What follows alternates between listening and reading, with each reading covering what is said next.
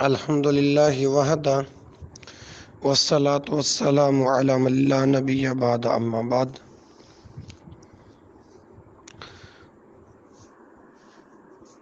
آج جمعۃ المبارک کے بعد بھائیوں کے چند سوالات پیش کیے گئے ہیں،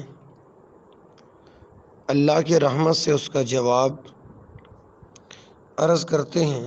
پہلا سوال کہ میرا ایک دوست تجارت پیشہ ہے، لیکن میرے خیال کے مطابق وہ غلط کام کرتے ہیں جس کی وجہ سے اس کی کمائی حرام نہیں تو مشکوک ضرور ہے۔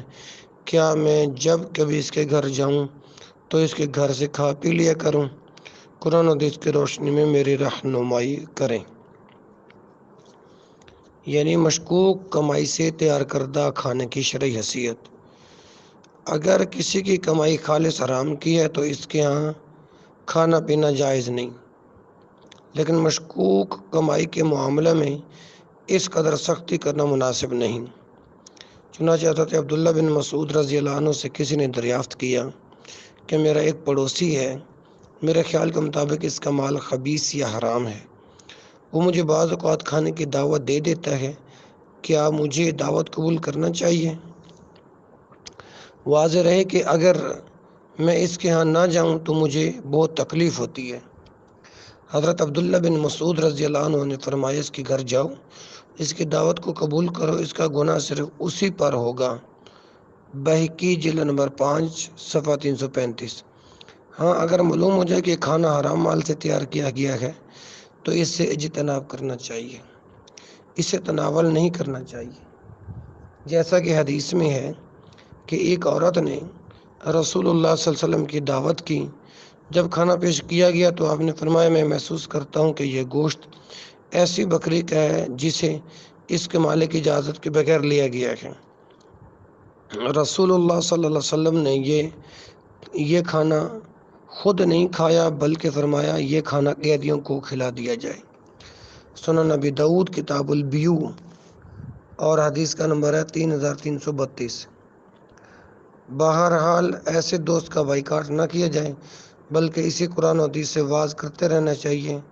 ممکن ہے کہ واعظ و نصیحت کرنے سے وہ غلط کاروبار سے توبہ کر لے۔ ہاں، اگر ایسی آدمی کی دعوت قبول نہ کرنے میں یہ امکان ہو کہ وہ توبہ کر کے غلط کاروبار چھوڑ دے گا تو اچھے انداز میں بائیکاٹ کیا جا سکتا ہے، تاکہ اسے احساس ہو کہ میرے غلط کام کرنے پر میرے دوست گھر آنا چھوڑ دیں گے۔ آدمی کو موقع محل دیکھ کر کوئی مناسب اقدام کرنا چاہیے۔ واللہ۔ دوسرا سوال ہے جی، ہمارے یہاں شادی بیاہ کی تقریبات میں کھانے کو بڑی بے دردی سے ضائع کیا جاتا ہے، شریعت میں گرے ہوئے لقمہ کے متعلق کیا ہدایات ہیں؟ قرآن و حدیث کے مطابق اس سلسلہ میں ہماری رہنمائی فرمائیں۔ اس میں شک نہیں بھائیوں کہ ہم شادی بیاہ کے موقع پر اپنی دولت کی نمائش کو باعث فخر خیال کرتے ہیں، بالخصوص کھانے کے موقع پر کھانے پینے کے معاملات میں بہت غیر محتاط رویہ اختیار کرتے ہیں۔ حضرت انس رضی اللہ تعالیٰ عنہ سے روایت ہے کہ رسول اللہ صلی اللہ علیہ وسلم نے فرمایا، جب کھانے کے دوران کسی کا لقمہ گر جائے تو چاہیے کہ اسے اٹھائے اور اس کی لگی آلودگی کو دور کر کے اسے کھا لے، اسے شیطان کے لیے نہ چھوڑ دیں۔ حضرت انس رضی اللہ تعالیٰ عنہ مزید فرماتے ہیں کہ رسول اللہ صلی اللہ علیہ وسلم نے ہمیں حکم دیا کہ پلیٹ کو انگلی سے صاف کر لیا کریں، اور آپ فرمایا کرتے تھے، تم میں سے کسی کو معلوم نہیں کہ کھانے کے کس حصے میں اس کے لیے برکت ڈال دی گئی ہے۔ سنن ابو داؤد کتاب الاطعمہ حدیث کا نمبر ہے 3845۔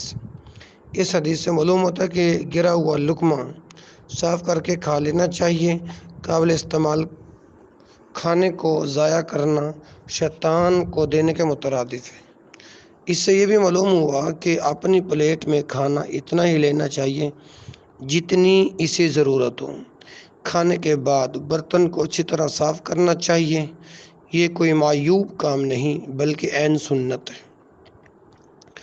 ایسا کرنے میں دماغ کے غرور اور تکبر کا علاج بھی ہے۔ اسی طرح روٹی کے ٹکڑے بھی ضائع کرنا جائز نہیں، नामालूम किस टुकड़े में बरकत हो। लेकिन अफसोस कि हम शादी के मौके पर हैवानों की तरह खाना इस्तेमाल करते हैं, मतनू किस्म के खानों से प्लेटें भर लेते हैं, फिर चंद लुक़्मे लेकर बाकी ज़ाया कर दिया जाता है। अफसोसनाक बात यह है कि नान और रोटी के टुकड़ों से हम अपने हाथ साफ़ करते हैं, फिर उन्हें ज़ाया करके फेंक देते हैं। इस तरह खाने का ज़िया ही नहीं बल्कि अल्लाह ताला के नाशुक्री भी है। अल्लाह ताला हमें समझ अता फरमाए।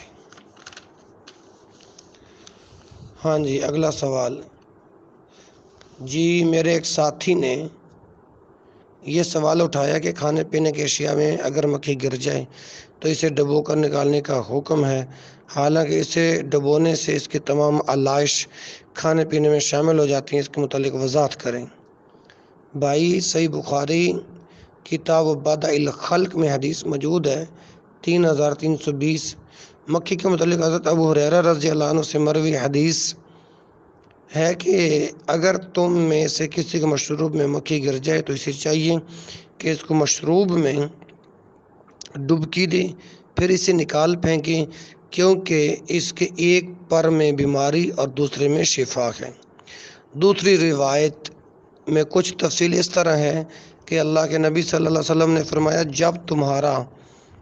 जब तुम्हारे किसी के बर्तन में मक्खी गिर जाए तो इसे इसमें डबो लो, क्योंकि इसके एक पर में बीमारी और दूसरे में शिफा होती है और ये बीमारी वाले पर से अपना बचाव करती है, लिहाजा इसे मुकम्मल तौर पर डबो लेना चाहिए। सुनन अबू दाऊद किताबुल अतमा और हदीस का नंबर है 3844।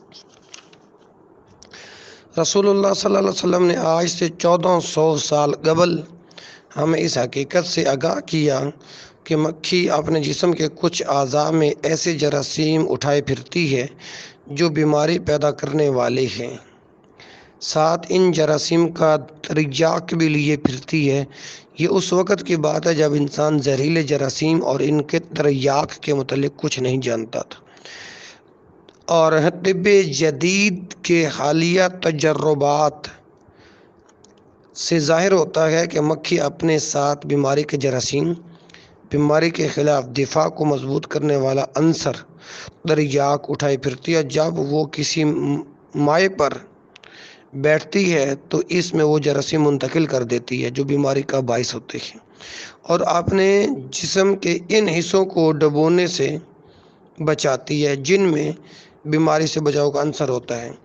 अगर मक्खी पूरी तरह डूब जाए तो वो बचाव देने वाला तरियाक भी माए में मुंतकिल होकर बीमारी के ख़तरे को कम कर देता है।